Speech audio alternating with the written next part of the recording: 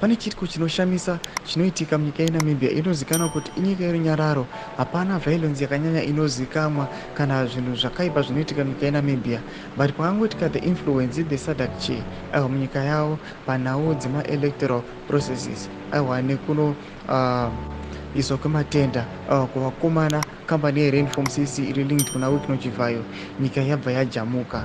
Izvezvi mumastreets muri kupisa. Saka mina masvika anobuda nyogwa panapa anoti subscribe like turn on the bell kuti ipinda pahendo ipa panapa munyogwa pachinzi vanotanga posta this video ramuri kuona people vachiprotesta. Muri kuona kuti vakabata maplacards vachiprotesta against their electoral board. Vanyora vachiti Namibians have said no to Wikino Chivhayo and the Rainform CC and Sadc. Forewarned is forearmed, unlike us.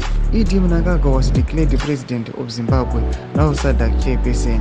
Ndopa yachinura panapa achiti ibodzwa achiti akuna zvakadai. Noda kuti vanonyaso kuziva kuti mukomana Wikino Chivhayo ndiye mukomana akashatisisa.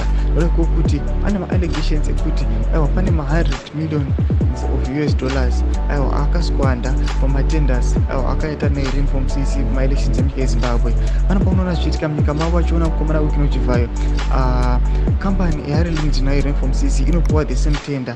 Wanyatsoona kuti neinfluence yava neZimbabwe muSouthern Africa zvinogona zvakutodhakwa, zvinogona zvakutoendwa, zvakutonyorwa toziva kuti vanogona kusazowana the outcome yavari kuda, kana kuti munhu wavari kuda chaiye the majority kuti awine vagona kuluza. Anoda kuti ma-elections aya anenge asina kufambiswa zvakanaka. Chimotiziva mafungiro enyu kuti undii pamusoro pechitiko ichi kuda kumesection yedu.